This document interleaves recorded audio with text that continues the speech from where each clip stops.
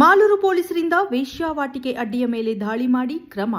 ದಿನಾಂಕ 8/5/2026ರಂದು ಮಾಲೂರು ನಗರದ ಮಹಾರಾಜ ವೃತ್ತದ ಬಳಿ ಇರುವ ನಂಜುಂಡಯ್ಯರವರ ಬಿಲ್ಡಿಂಗ್ನ ಬಾಡಿಗೆ ಕೊಠಡಿಯಲ್ಲಿ ಹೊರಗಡೆಯಿಂದ ಮಹಿಳೆಯರನ್ನ ಕರೆಸಿ ಅವರನ್ನ ಬಳಸಿಕೊಂಡು ಪುರುಷರಿಂದ ಹಣವನ್ನ ಪಡೆದು ಸದರಿ ಪುರುಷರಿಗೆ ಮಹಿಳೆಯರನ್ನ ಒದಗಿಸಿ ವೇಶ್ಯಾವಾಟಿಕೆ ನಡೆಸಿ ಅದರಿಂದ ಅಕ್ರಮವಾಗಿ ಲಾಭ ಮಾಡುತ್ತಿದ್ದ ಅಡ್ಡೆಯನ್ನ ಮಾಲೂರು ಪೊಲೀಸರು ಪತ್ತೆ ಹಚ್ಚಿ ಸದರಿ ಅಡ್ಡೆಯ ಮೇಲೆ ಕಾನೂನು ಕ್ರಮ ಜರುಗಿಸಿ ಮಾಲೂರು ಪೊಲೀಸ್ ಠಾಣಾ ಮೋಸಂ 200/2026 ಕಲಂ 345 ಐಟಿಪಿ ಆಕ್ಟ್ ರಂತೆ ಪ್ರಕರಣವನ್ನ ದಾಖಲಿಸಿಕೊಂಡು ಸದರಿ ಅಡ್ಡಿಯಲ್ಲಿದ್ದ ಒಬ್ಬ ಮಹಿಳೆಯನ್ನ ರಕ್ಷಿಸಿ ಸದರಿ ವೇಶ್ಯಾವಾಟಿಕೆ ನಡೆಸುತ್ತಿದ್ದ ಆರೋಪಿತರಾದ ರಾಘವೇಂದ್ರ ಅಲಿಯಾಸ್ ರಘು ಬಿನ್ ಲೇಟ್ ನಾಗರಾಜ್ 36 ವರ್ಷ, ಒಕ್ಕಲಿಗರು, ವ್ಯಾಪಾರ, ವಾಸಸ್ಥಳ ಮೈಲಾಂಡಹಳ್ಳಿ ಗ್ರಾಮ, ಒಕ್ಕಲೇರಿ ಹೋಬಳಿ, ಕೋಲಾರ ತಾಲೂಕುರವರ ವಿರುದ್ಧ ಕಾನೂನು ಕ್ರಮ ಜರುಗಿಸಿರುತ್ತೆ. ಈ ಪ್ರಕರಣದ ಪತ್ತೆ ಕಾರ್ಯಕ್ಕೆ ಮಾನ್ಯ ಕೋಲಾರ ಜಿಲ್ಲಾ ಪೊಲೀಸ್ ಅಧೀಕ್ಷಕರು ಶ್ರೀಮತಿ ಕನ್ನಿಕಾ ಸಿಕ್ರೇವಾಲ್ ಐಪಿಎಸ್ ಮತ್ತು ಅಪರ ಪೊಲೀಸ್ ಅಧೀಕ್ಷಕರು ಶ್ರೀ ರವಿಶಂಕರ್